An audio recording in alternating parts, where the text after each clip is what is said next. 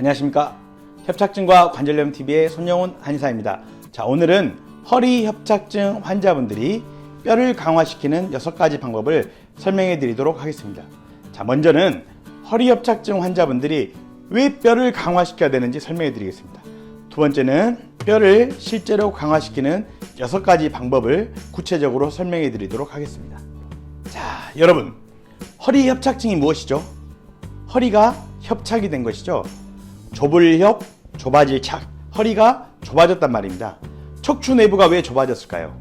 인대가 두꺼워지고 뼈에 작은 가시들이 자라면서 뼈가 좁아져요. 그런데 왜 인대가 두꺼워지고 뼈에 작은 가시들이 자랐을까요? 자, 척추 내부가 좁아진 게 협착증인데 인대가 두꺼워졌어요, 주로. 왜 인대가 두꺼워졌을까요? 자, 우리 몸은 뼈들이 체중을 지탱을 해요. 근데 점점 나이가 들면서 어떻게 돼요? 뼈가 약해져요. 또 뼈가 이렇게 틀어지면서 체중 지탱이 불안정해져요. 자, 근데 살면서 체중을 지탱하는 게 제일 중요하잖아요. 체중을 지탱해야지 걸어 다닐 거 아닙니까? 걷는 게 너무나 중요하단 말이에요. 제일 중요하단 말이에요. 그래서 걷기 위해서 어떻게 해요? 뼈가 제대로 체중을 못 받쳐주니까 주변에 있는 인대들이 골육지책으로 어쩔 수 없이 두꺼워지면서 뼈를 대신 지탱하면서 우리 몸을 걷게 하는 거예요. 그러니까 허리 협착증이라고 하는 거는 나쁜 병이 아니라 뭐예요? 사람이 살기 위한 생존의 방식이에요. 두 발로 끝까지 걷기 위한 인간의 적응 형태인 거예요. 이해 가시죠? 자, 그러면 뼈가 튼튼하고 뼈가 틀어져 있지도 않고 뼈가 튼튼해서 체중을 잘 지탱해주면 인대가 두꺼워질 필요가 있습니까? 없습니까? 별로 없는 거죠. 그래서 뼈가 튼튼한 사람. 또 한 가지, 뼈 주변에 근육들이 많잖아요. 이 근육량이 많고 근육이 튼튼한 사람. 역시 체중 지탱이 유리하겠죠. 그래서 나이가 들면서 뼈가 튼튼하고 근육이 튼튼한 게 중요한 거예요. 허리 협착증에도 뼈가 튼튼하고 근육이 튼튼하면 인대가 두꺼워져서 허리 협착을 굳이 만들어낼 필요가 없다. 체중을 대신 지탱하기 위해서 인대가 두꺼워질 필요가 없다. 이해 가시죠? 자, 그럼 이런 관점에서 우리가 수술을 한번 생각해보죠. 수술을 하면 이 척추 협착이 돼서 척추가 두꺼워지죠. 수술을 하면 어떻게 해요? 뼈의 일부분을 잘라버려요. 뼈가 지탱하지 못해서 인대가 두꺼워져서 협착이 온 거예요. 그런데 그 인대가 두꺼워져서 여러 증상을 일으키고 이러니까 인대하고 뼈 조직을 함께 잘라버려요. 그러면 결과적으로 어떻게 돼요? 증상은 일시적으로 좋아질 수 있죠. 그런데 뼈는 불안정해져. 더 불안정해져. 그럼 위아래로 어떻게 돼요? 위아래로 더 불안정해지니까 협착이 더 많이 오는 거예요. 장기적으로 봤을 때 수술이 오히려 더 협착을 만들어낼 수도 있다. 이런 의견들이 있습니다. 나사를 박는 거 역시도 마찬가지예요. 나사를 박는 거 역시도 일시적으로 나사를 박아놨을 뿐이지 뼈를 튼튼하게 한 건 아니죠.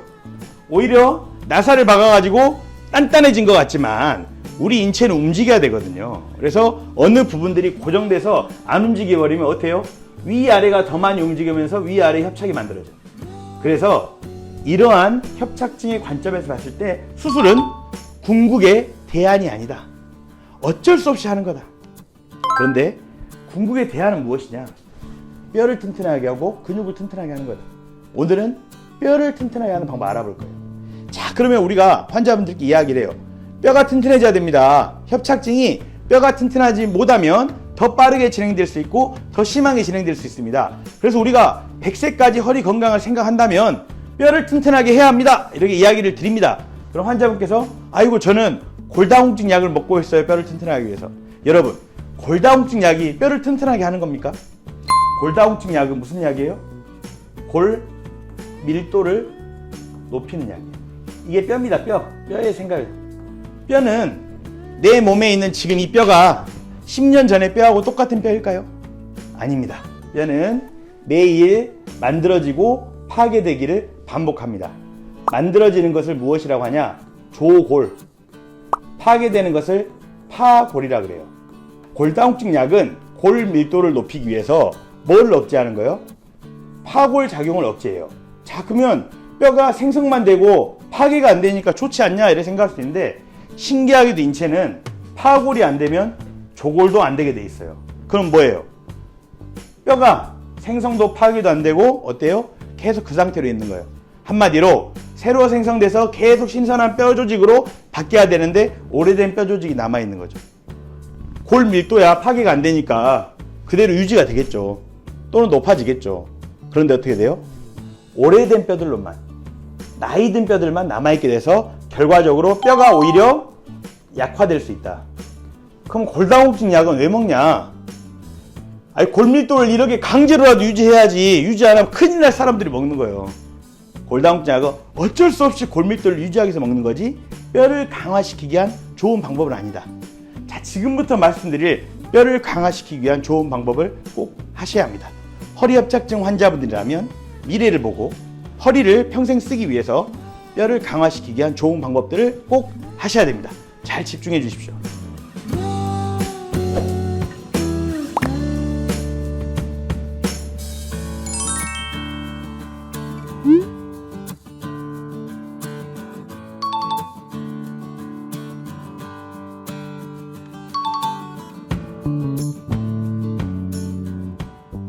자, 환자분들께 여쭤봅니다. 무슨 운동을 하십니까? 여쭤보면 나는 유산소 운동을 한다는 분들이 많아요. 특히 만보 걷기, 8,000보 걷기, 많이 걷는다 이런 분들이 많습니다. 자, 그런데 뼈가 튼튼해지기 위한 관점에서는 유산소 운동과 근력 운동 중에 어떤 게 중요할까요? 저는 근력 운동이 매우 중요하다고 생각합니다. 뼈는 압력이 가해져야 튼튼해져요. 자꾸 힘이 가해져야 돼. 그래야 뼈가 튼튼해져요. 다리 운동, 팔 운동 하면서 힘이 가해져야 돼, 뼈에. 그래서 헬스장에서 일정 정도 무게를 들고 할 수 있는 근력 운동을 꼭 하셔야 됩니다. 나이가 드시면 하루에 20에서 30분 이상은 근력 운동을 꼭 하셔야 돼요. 자, 두 번째. 똑같이 걸어도 헬스장에서 걷는 게 좋을까요? 야외에서 걷는 게 좋을까요? 정답은 야외에서 걷는 게 좋죠. 헬스장과 야외의 차이가 뭐예요? 햇빛. 자, 뼈가 튼튼해지기 위해서는 칼슘만 많이 먹으면 된다? 우리가 칼슘 많이 섭취하죠. 햇빛 속에서 비타민 D가 들어와야지 제대로 뼈가 튼튼해지게 됩니다. 그래서 걸을 때는 야외에서 걸어야 돼요. 자, 그러면 결론이 나오죠. 헬스장 가면 근력 운동하고 걸을 때는 밖에서 걷고. 이해 가시죠? 환자를 진료하다 보면 다이어트를 하시는 분들이 매우 많은데요. 나이가 드셔서. 이분들의 목표는 뭐냐면 체중을 줄이는 거예요. 체중. 즉 킬로그램을 줄이는 겁니다. 자, 문제를 내겠습니다. 뼈하고 근육이 무게가 많이 나갑니까? 지방이 무게가 많이 나갑니까? 바로 뼈하고 근육이 무게가 많이 나가요. 그럼 체중과 킬로그램이 줄어들었다는 거는 지방이 줄었다는 거예요? 뼈하고 근육이 줄었다는 거예요? 뼈하고 근육이 줄었다는 거예요. 나이가 들어서 뼈의 강도하고 근육이 아주 중요한데 무리한 다이어트를 해서 이 만들기도 어려운 뼈하고 근육을 줄여버리는 거예요. 이러면 돼요? 안 돼요? 안 되죠. 나이가 들어서 줄여야 될 거는 뼈하고 근육이 아니야. 무엇을 줄여야 되죠? 내장 지방을 줄여야 됩니다. 내장 지방을 줄이기 위해서는 식욕을 억제해서는 안 돼요. 먹을 건 다 먹어야 돼. 대신 뭘 해야 돼요? 공복 시간을 만들어줘야 돼. 공복 시간. 그래서 하루에 10시간은 마음껏 먹어요. 근데 저녁 6시부터 다음날 몇 시까지? 8시까지죠. 8시까지. 이렇게 되면 몇 시간이죠? 14시간이죠. 14시간 동안 물 외에는 안 먹는 거예요. 자는 동안까지 포함해서. 그럼 이 시간 동안 위장이 운동을 하면서 내장 지방이 줄어들게 됩니다. 10시간 동안은 칼로리 신경 쓰지 말고 마음껏 드셔도 돼요. 그런데 이 14시간 동안은 물 외에는 다른 거 먹지 않는다. 그럼 내장 지방이 줄어들어요. 이렇게 공복 시간을 확보하는 현명한 다이어트를 하셔야 됩니다. 이해 가시죠? 자, 네 번째. 소화기관의 관리가 중요해요. 뼈하고 근육으로 뭐가 공급돼야 돼요? 영양이 공급되기 위해서는 뭐가 중요할까요? 소화기가 중요해요. 소화기가. 자, 건강한 소화기에 두 가지 조건이 있어요. 첫 번째는 식욕이 있어야 돼. 식욕이. 나이가 들면 식욕이 떨어지는 사람이 많거든요. 자, 두 번째는 식후에 더부룩하거나 식후에 이런 증상이 없어야 돼요. 자, 근데 어때요? 나이가 들면서 밥맛이 없어요. 밥맛이. 억지로 먹는 거예요. 그런 사람은 뭐예요? 식욕이 떨어진 거예요. 식욕이. 이거를 뭐라 그래? 한의학에서는 한문으로 써볼게요.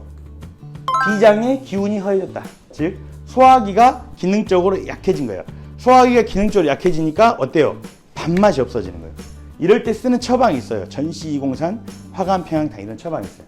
또 이럴 때 뭐가 좋냐면 인삼이라든가 마도 좋아요. 그래서 집에서 인삼이나 마 같은 거를 드실 수 있어요. 이럴 때. 근데 만약에 그래도 효과가 없으면 이럴 때는 정말 한약을 이용해요. 한약을. 특히 식욕이 많이 떨어지는 나이가 70세 이상입니다. 이런 분들은 인삼마를 활용해 보시고 그래도 안 되면 한약 치료를 해봐라. 자, 식후에 증상이 없어요. 식후에 더부룩하고 그러면 많이 못 먹게 되거든요. 그래서 어떤 환자를 물어보면 자기가 젊었을 때는 식후에 속이 더부르겠는데 요새는 속이 너무 편하대. 왜 그러세요? 그럼 보니까 먹는 양이 없는 거예요. 먹는 양이 없으니까 속이 편해진 거예요. 좋은 겁니까? 나쁜 겁니까? 나쁜 거죠. 식후 증상이 없어요. 식후 증상이. 밥 먹고 나면 더부룩하고, 밥 먹고 나면 졸리고, 밥 먹고 나면 눕고 싶고, 밥 먹고 나면 가스 차고, 밥 먹고 나면 트름 나오고, 다 이런 게 뭐예요? 식후 증상이에요. 이거는 소화기의 운동성이 떨어져서 그래요. 예, 한의학적으로 보면 위장의 기능이 위기허. 위에가 약간 달라요. 위기허. 위장의 운동 능력이 떨어져서 그래요. 이럴 때는 창출 후박 이런 약재들을 쓰는데요. 한의학에는 평이산이라고 하는 유명한 처방이 있어요.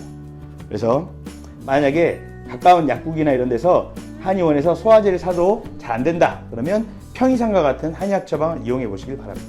자, 그래서 뼈를 강화하는 측면에 있어서 소화기관의 관리가 매우 중요하다. 그래서 소화기가 튼튼하면 의외로 허리협착증 증상 또한 덜한 분들이 많습니다. 소화기가 약해져서 영양 공급이 안 되면 근육도 약해지고 뼈도 약해져 가지고 허리는 협착이 되는 거예요. 지탱할 힘이 없어지는 거죠. 그러니까 인대가 막 두꺼워져서 겨우겨우 지탱을 해요. 증상이 걷다 쉬다 정말 불편한 증상이 많지만 그래도 체중을 버티고 걸어야 되기 때문에 인대가 막 두꺼워지는 거예요. 뼈가 약하고 근육이 약하니까요. 왜?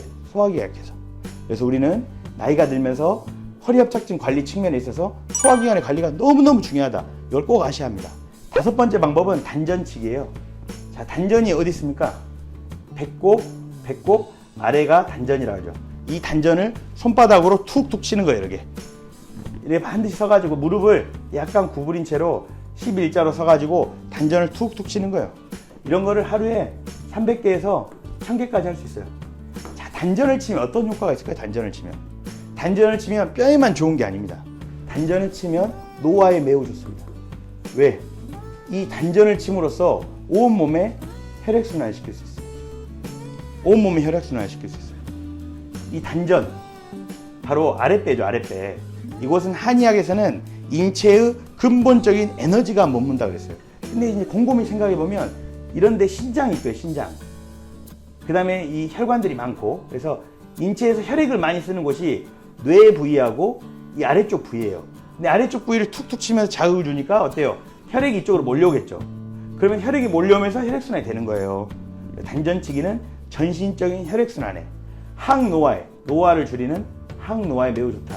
그러면서 뼈의 강화에도 당연히 도움이 된다. 하루에 300개에서 1000개씩 해라. 이해 가시죠? 자, 그리고 유명한 약재가 있죠. 홍화씨. 홍화씨, 뼈에 좋은 거 하나만 생각해보세요. 많은 사람들이 홍화씨, 상골 이런 거 이야기해요. 홍화씨, 뼈에 좋을까요? 안 좋을까요? 매우 좋습니다. 그래서 홍화씨를 적극적으로 끓여서 드셔보시면 좋아요. 자, 홍화씨보다 더 좋은 건 없냐? 있죠. 제일 좋은 거는 제가 봤을 때는 녹각이에요. 녹각. 녹각을 홍화씨는 잠깐 끓여서 드실 수 있지만 녹각을 잠깐 끓인다 그래서 유효성분이 추출이 돼요, 안 돼요? 잘 안 돼요. 녹각을 한 3일, 4일 고아버려요. 그럼 완전히 이 녹각의 유효성분이 다 추출이 되고 이게 뼈의 형태가 이게 허물어져 버리거든요. 그래서 이런 걸 가지고 환을 만들어 사용하기도 해요. 그래서 홍화씨 드셔보시고 그래도 부족하다. 나는 뼈를 더 튼튼하게 만들고 싶다. 더 전문적으로 녹각을 한번 먹어보고 싶다. 그러면 연락 주십시오. 가까운 한의원을 찾아가십시오.